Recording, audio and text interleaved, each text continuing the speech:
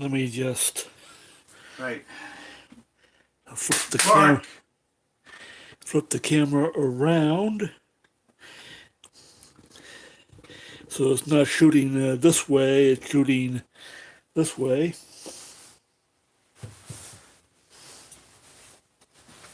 Give me the color chart. Oh, that's right. And that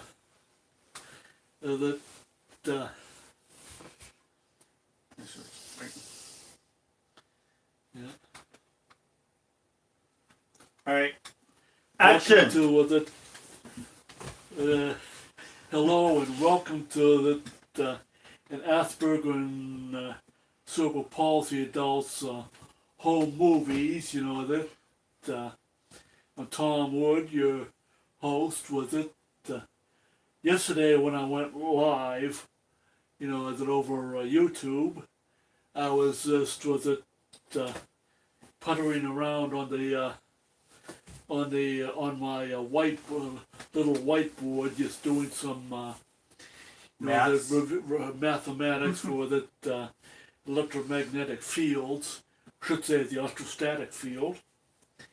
And today is Saturday, the 27th day of October 2018, and I'm here with my Asperger autism friend Doug Perry. Doug Perry, otherwise known on YouTube as Aspie in a Bow Tie. Check out my YouTube channel. Link below. And you know that my friend Doug is visiting me here today at my manufacturing home here in Derry, New Hampshire, and we're going to talk today about our own experiences with living with Asperger's syndrome or high functioning autism. And the first question I got to ask for my friend Doug here is, my personal friend Doug here is, when did you get diagnosed as being on the autism spectrum? 1991. Get 1991. And what age were you then? I was 17. Yeah. I was actually the first. Before there was an Asperger's back then. It was classic autism under DSM-4. No, DSM-3.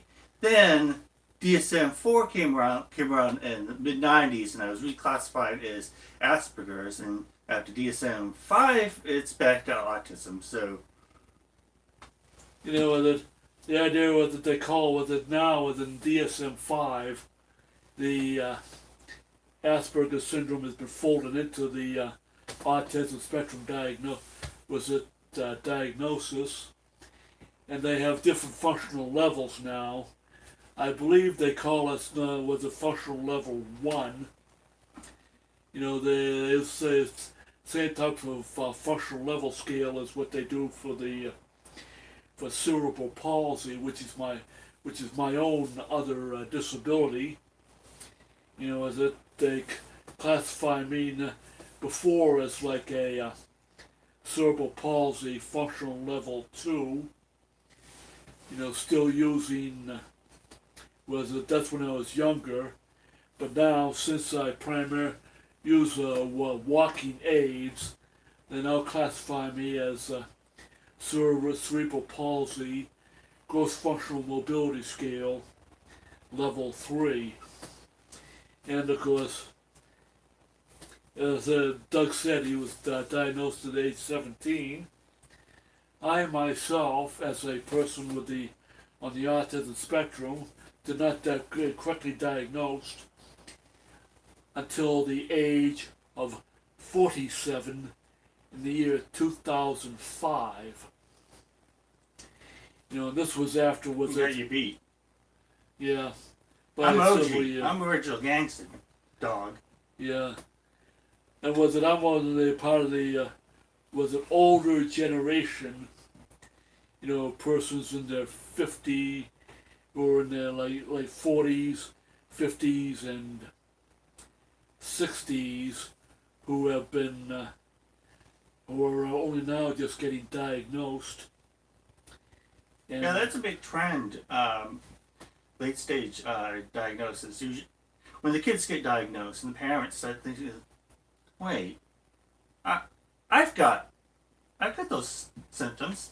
And they go talk to the family psychiatrist and, hey, you're on the spectrum.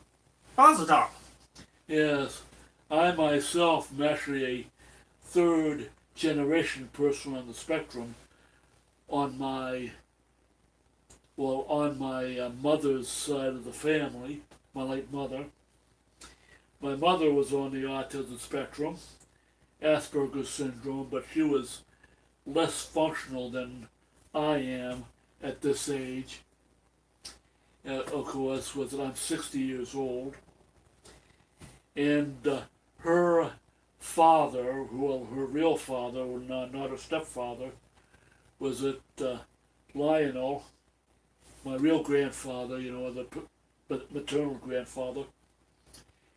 He was also, if you was diagnosed him today, he would be classified as was Asperger's syndrome, autism high functioning, or was it or DSM-5, was it autism level 1 functionality. And when I got diagnosed, it answered a lot of questions. That why did I always do okay in school, but had trouble with, academically, but had trouble with it, all kinds of social issues, social functioning issues. Then going through college. What was the best day of high school in your growing up? What? What was the best day of high school? The best time for me going in high school was when I was in the electronics shop. Graduation day for me. Those were my best days. Was it? I mean, with all the bullying and there's so. I was just to go through that much trauma, emotional trauma. It pretty much took my entire 20s to unf myself from all that damage, and I'm glad the day it ended, because I think a lot of people on spectrum, what I call spectrum people, they start to blossom when they get into college, when they get out of that snake pit environment and be able to pursue their own special interests on their own terms and find friends on their own terms. Whereas high school, you're all kind of just mashed into one box and you got to get along with everybody. Yeah, I didn't really get along with a lot of people. Was it? I still have my high school best friends. Was it? My friend Dave W. He lives in the manufactured home up in Raymond, in a manufactured home park, near the corner of New Hampshire routes 102 and 108 in Raymond. That he always suspected there was something going on with me, but he never had a clue. That goes for some of my other high school classmates, because that people thought of persons on the autism spectrum were persons who were just simply in an institution like the Laconia State School, was it way up in Laconia, New Hampshire. That's about an hour and a half away or so. You know, times in high school is called a retard. Yeah, so they use the R word for me. That was pretty typical. Was it high school? Was it high school was it was it labeling and bullying behavior, and they thought of people with the autism spectrum as a kid, that locked away in an institution. The other frame of reference back. I'm an '80s kid, so every frame of reference back then in the late '80s was the movie Rain Man. And then when I told people after post-diagnosis I had autism, I all references to Rain Man. I had somebody actually draw toothpicks on the floor and ask me to count them. Count them. I have math dyslexia. No. And screw you. Yeah, the we back in sixth grade, was it at a school field trip, to sing Christmas carols to was it the kids at the Laconia State School for the feeble-minded, was it? And yes, was it That was the entirety of Timberland Regional High School. Oop. Did I say that? Oops. Yeah, and it's like it was like that some of the kids. I think back on it now. That some of the kids my own age that were there had autism. See a kid there sitting on the floor, wearing nothing but a diaper and plastic pants, and then just simply in a corner rocking himself back and forth. That's the old image of persons on the autism spectrum. The thing is, back then there were two places, particularly in the New Hampshire school system, which we both grew up in. You could be put in with the emotionally disturbed kids or the mentally challenged, and there was no real middle ground, and they didn't know what to do with us back then. And was it growing up in going into elementary school in the 1960s, was it at most, was it my classification would have been, was it called, because of my issues with my walking gait and that they would have called me they call it a catch-all phrase, minimal brain damage, or MBD, as a catch-all diagnosis. Because I didn't fit the Leo Connor's definition of autism, and I didn't fit the full-blown definition of mild cerebral palsy. That I'm on the mild end of the cerebral palsy spectrum, which just my form of cerebral palsy only just affects my legs and my fine motor skills in my hands. Also, was it that I will note that I myself am a graduate of Wentworth Institute, in Boston, Massachusetts, which is an engineering school, private. Nerd! Yes, nerd. Nerd! Yeah, nerd. Yeah, the present company too. I'm kind of a nerd of the arts and sciences. I went to Fitchburg State College to be a graphic designer, which led to web design, which led to tinkering with servers to run websites, and then ultimately a 15-year career as a IT administrator. Because my career, or what little career that I've had, has been, was it as a electronic technician, or was it at the most a engineering technician / junior engineer.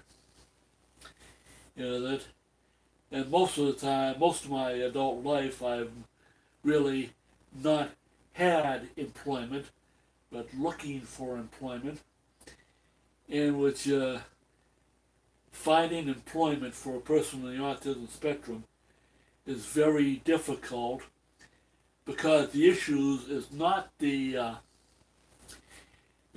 skills or abilities, it's the social functioning.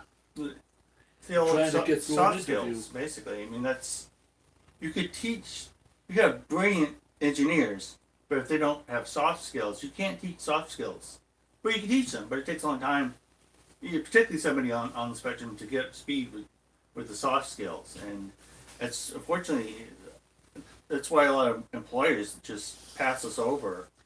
And there needs to be a bit more flexibility, a little bit more understanding on the employer side of what we can do, and find people on the team that can kind of complement, shore up our weaknesses and complement their weaknesses. But Yeah, and a lot of this stuff was what is known as called the hidden curriculum, which we try to fit into our rote memories, and we do have difficulty with social situation flexibility. That I myself do not think on the fly as to what social situation script to use, in what place, in what time, and where. That I have to actually consciously think about it. Okay, script. Interactions in church. Script. Interactions at work. Script. Going out to the grocery store and going through the checkout line. Pull out that, actually have to consciously pull out that script to not make any social blunders or minimize social blunders. And also there's also issues that we autistics have is that sensory sensitivities. don't get me started on open plan offices. Because I've worked a lot of tech startups, new cloud system, and they put you in a big freaking bullpen. I can't concentrate. I mean, the things I'm working on are extremely technical.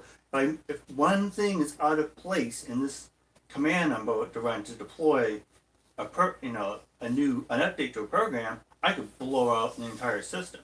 So you have people yapping in my ear. I'm trying to do my work. I make more mistakes, and then that escalates. And bosses know to pick up on when you screw up, and you screw it 10 times, you're out the door. And that's my history of being. It's also my history with it, as Dougie has been saying. And I throw in the office politics is I have a hard time decoding if somebody's has my interests. I have a hard time decoding whether somebody's truly lying or they're telling the truth. Yeah. So I either very distrustful, or I just try to trust them and take a risk on it and just get burned. Then you find out you get stabbed in the back. Yeah. Yeah, that I've had that a few times with it. Then there's also issues with it. That many of us tend to be on the autism spectrum, tend to be too honest with it, and sometimes we don't know enough things to shut our mouths. Too forthright with feedback, or not. Don't have a social filter. Don't use our words, for lack of a better phrase, in the correct way, or in a way that's accepted by neurotypicals. And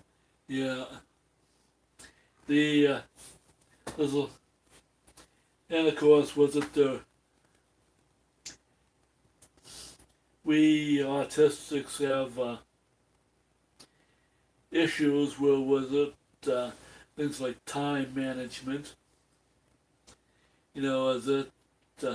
Some of us are like, it's like we got to be dragged through our day.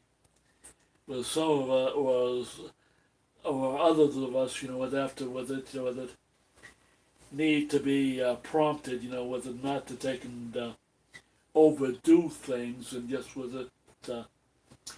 try to was was it Or just managing. Hyperfocus is awesome.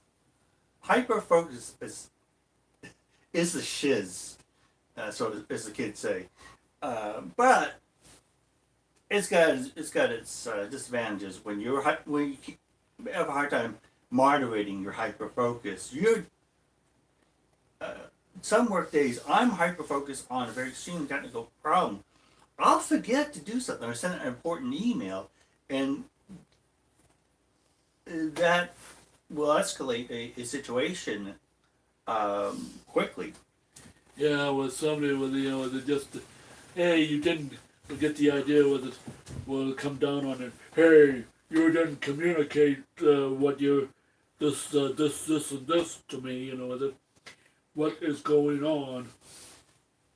That I've had that. Was it Where's your status report?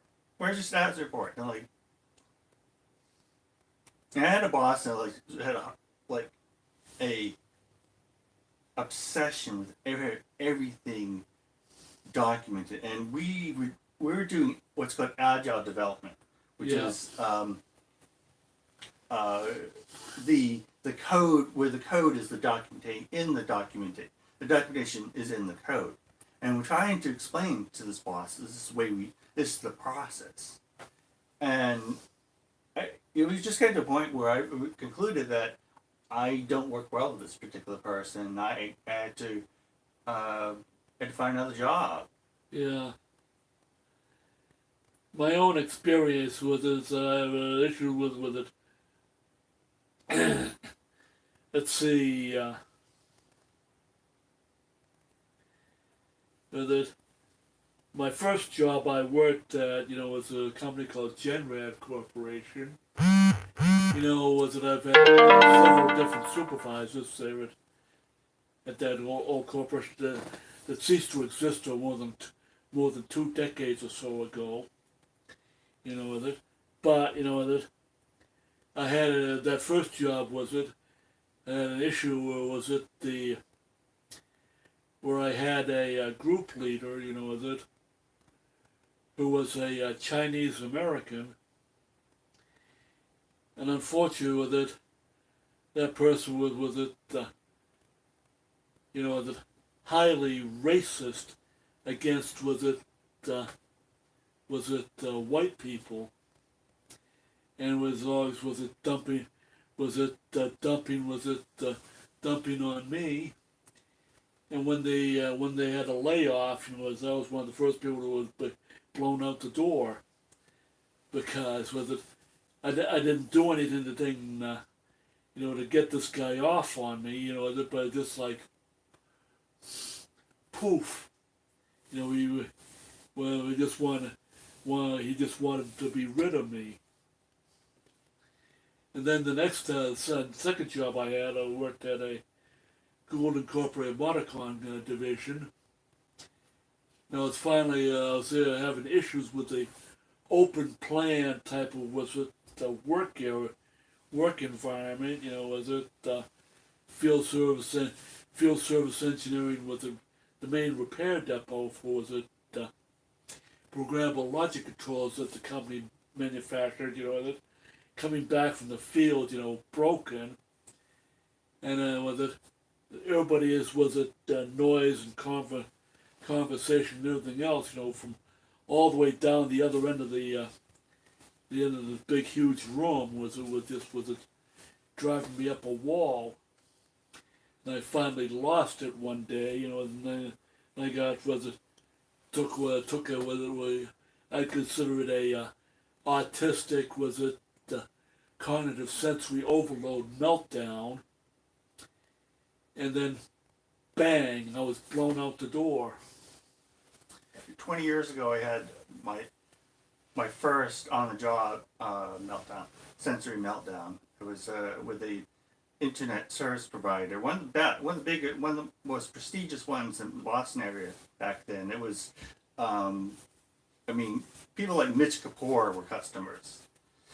Mitch Kapoor is the founder of Lotus, and it was such a stressful environment, and struggling to get up to speed on the job, and with all the sensory and other things going on, I was up one night. I'm up against a deadline, and people kept turning the lights off in the office because I was right in the section next to the programmers. But I'm doing graphic design, I'm working with color, and we can't have no time to redo this stuff. So the color has to be perfect. And people were turning the lights off. It was changing all the lighting. I was freaking out because I knew I couldn't see if the color was correct before we sent it out to the printing press. And I got up, turned the lights back on, and people said, "Hey, turn the lights off." "No, I'm trying to work here." And I went off, and 2 weeks later I was let go. That was the start of my Asperger journey. To be truthful, because I didn't before that I was like super in denial about being on the spectrum. I was like, it's just weird. I'm just like an odd kid.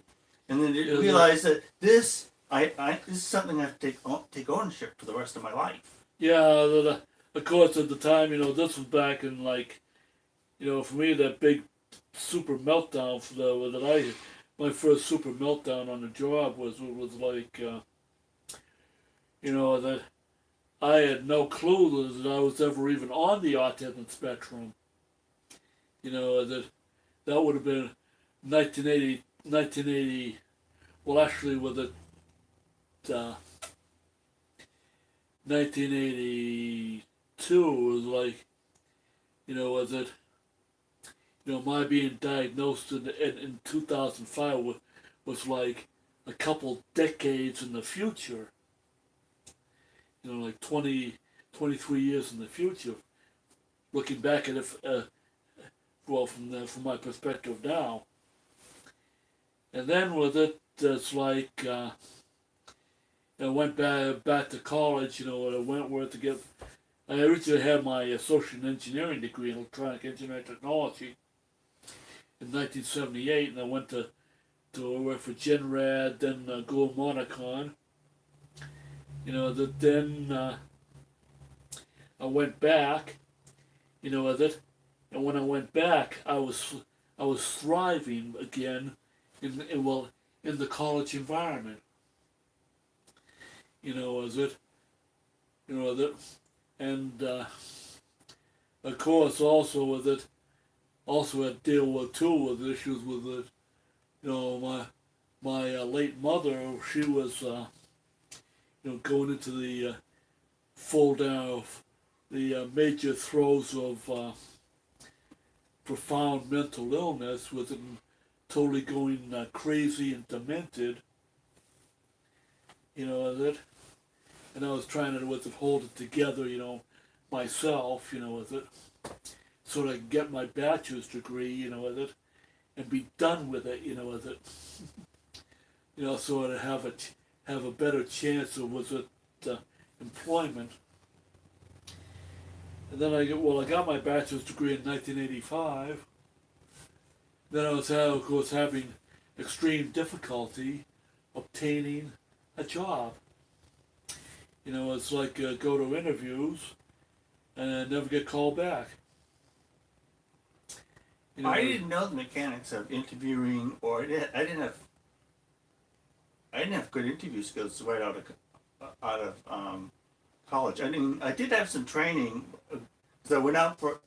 There's 2 courses you had to take at Fitchburg State before you went up on an internship, and I did very well in those classes, but applying it in the real world, not so much. Yeah, I had no,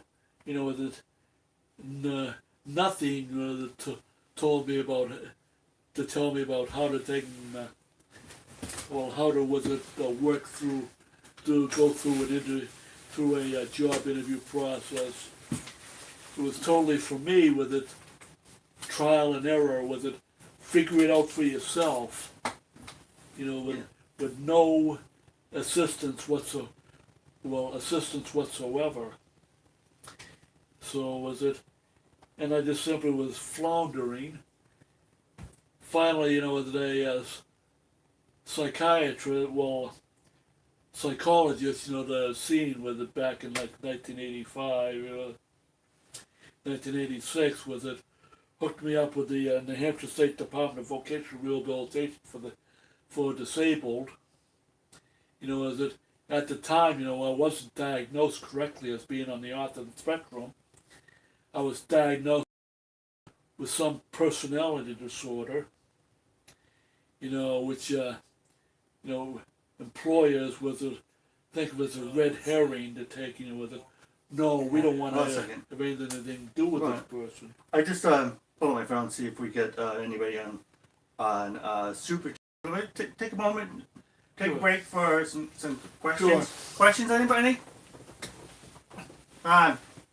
Give us some Super Chat love.